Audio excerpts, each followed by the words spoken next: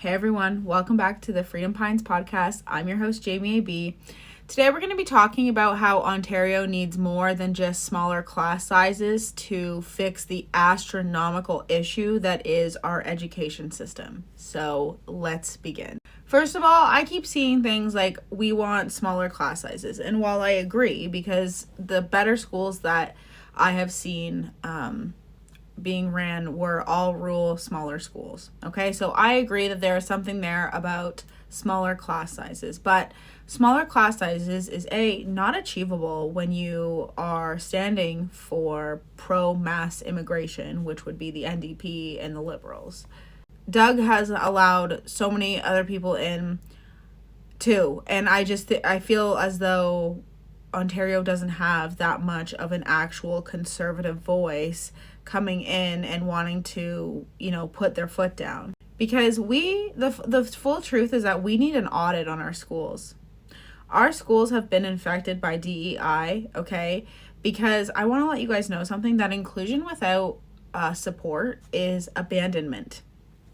And we have done a massive disservice to all of these children who have mental illness or learning disabilities, because quite literally our schools are telling children, hey, you can do whatever you want. It's because of your mental illness. You should never feel guilty for what you do. You should never have any consequences because it's never your fault. Thus, we are seeing the most violent place to work in Ontario is none other than Ontario schools, okay? I worked in the schools and it was my dream job. You guys know I overcame a lot to work in the schools. I was adopted. I overcame my actual disabilities that I have been diagnosed with to be able to go to school, to end up, go to college as a single mom and work in the schools. It was a massive deal for me to be able to work in the schools, full stop. It was a massive achievement for me. And that massive achievement was, quite frankly, ripped away from me when I realized that having the same schedule as my children and having summers off and having weekends off and having holidays off meant that I was going to be abused in the schools. I was abused. I have been choked, kicked, punched, slapped, pushed down an icy hill. You name it, it's probably happened to me. Everything other than S. Okay, and I've obviously been sexually harassed, okay, but not like physically. But everything else, physical, definitely happens in those schools. And they're not telling you. They're not telling you because of confidentiality, okay? We need a full audit on our schools, full stop. Because tell me why, when I was in EA and all of this abuse is happening, we had absolutely no idea how to make it better. We had no idea how funding was divulged. It's very secretive. And if this is something that is funded by the taxpayers, there should be full accountability in every single department, whether that be unions, whether that be school boards. Because something tells me all of our money is going towards all of these weird DEI programs that the teachers and the education staff have to do during professional development days. Now, professional development days were used to train EAs in one of the many things that they want them to be trained in, as in like how to restrain children properly without harming them, stuff like that. And teachers would use those days for, working. Sometimes it'd be women's, blah, blah, blah. But then we started getting really weird DEI ones. And the first noticeable one was when they told us, basically, if a homeless person is robbing you, let them, because they're worse off than you and they need that more than you. And we all looked at each other like, yeah, that's not going to happen. You can't convince us that letting homeless people rob us is a good idea, you guys. Like, what is wrong with you? So it was a steep downhill from there, okay? COVID, the unions and school boards made us get the you-know-whats. And I believe that between the you-know-whats, which is ultimately why I quit, because I got so sick after taking those two things, and, the fact that working in a school means basically that you're subjected to abuse literally every single day, and there's nothing that they will do about it. It will remain, like, policies should be changed. But who's advocating for that? Unions who should represent their workers? School boards who should be under the impression that kids need to be held accountable for their actions. And rumor has it that, the less suspensions, the better. The less suspensions, the more you are likely to get hired at the board. Now, that's alleged, but that to me screams DEI. When you sign into your little board email or whatever, what do you think is there? That wheel, like all the rainbow colored stuff it's literally straight up from the WEF website, okay? And who's actually listening and advocating for the frontline workers here? Who's actually listening to educational assistants when they tell you guys, hey, these are the biggest problems that we're having in schools, and this is what we need to do to fix it, as in hold kids accountable. I went to school for so long to learn how to discipline and let kids have consequences in a healthy way, so that, we don't physically harm them. And the fact that our schools are just unraveling all of the advice that any CYW would ever give them, like, this is the type of thing I'm talking about. So you have a meeting with your kid's displaying behaviors, okay? And you finally get a meeting with a behavioral specialist. What does the behavioral specialist tell you to do? They tell you to restart. When that kid gets home, if they had a rough day, I don't care what they did, restart. Let them have a fresh new time at home. Don't talk about what happened at school.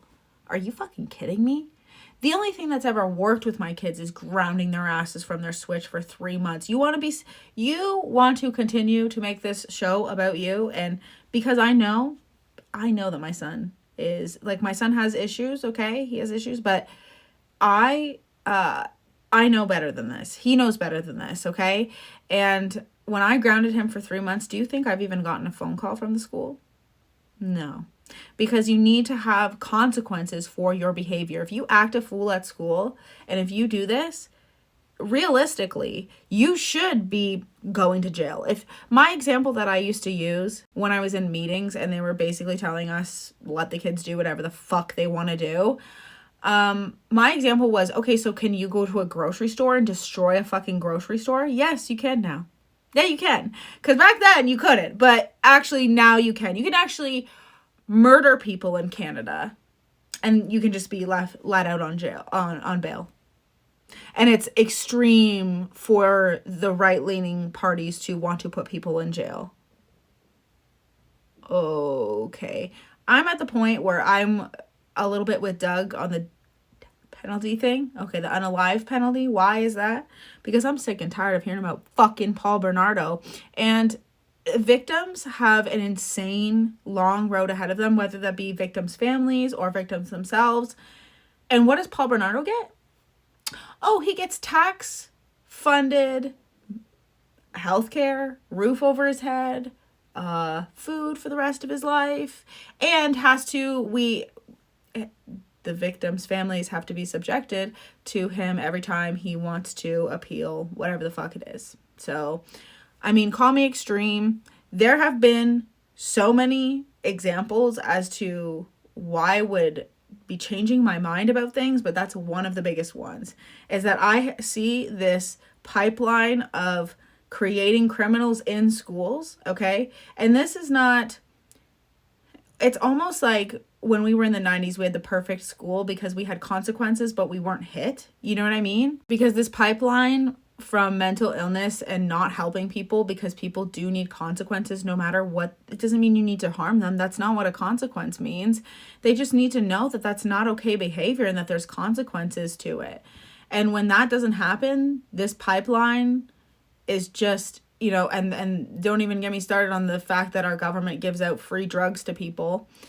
I digress, okay? There's lots more about our schools that needs to be fixed rather than just smaller class sizes, okay? And our schools are honestly a perfect example of things progressing and not being better, okay? This is a good example of it looking great on paper, and because people want to call themselves progressive, it seems as though nobody wants to go back to the drawing table. Because here's the thing, when I worked with the kids, with special needs during COVID. I actually I wasn't online working, I was actually in the schools, and I noticed something huge. And that was that my student was doing incredible because she was around people who were just like her. And she was confident. She was finishing more work than she ever has. She was doing amazing. And that's because I don't think we should go back to the 90s where we don't ever meet people in the spec ed classes or anything, but maybe introduce them to art. That, like, some students are really good at art, some are really good at math, some are really good at French.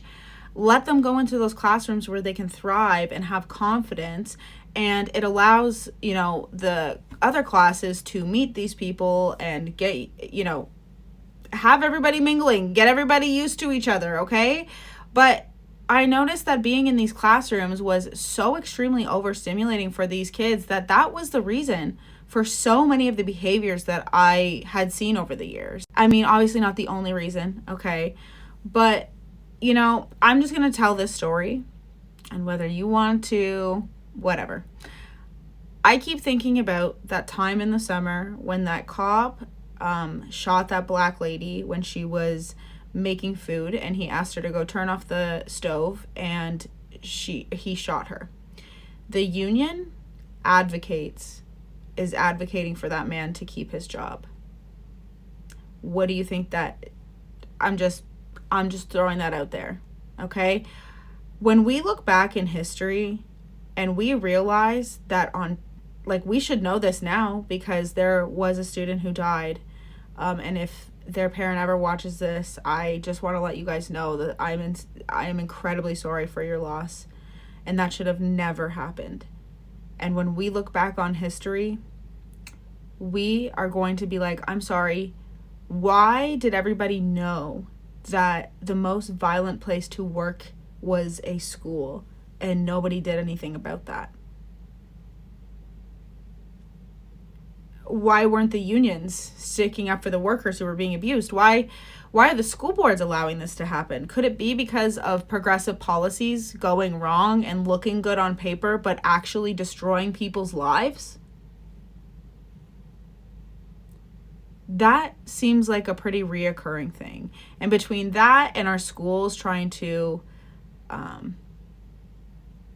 make our kids grow up too soon by doing things like taking them to a pro-Palestine parade and making them wear blue colonizer shirts so that everyone knew that they were the colonizers, or allowing kids to make massive decisions about their bodies behind parents' backs.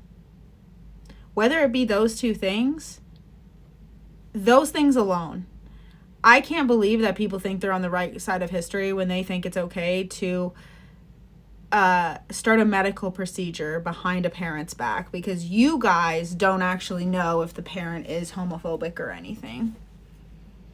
And before you say that's not happening, well, that's funny because the Toronto Star said it was happening.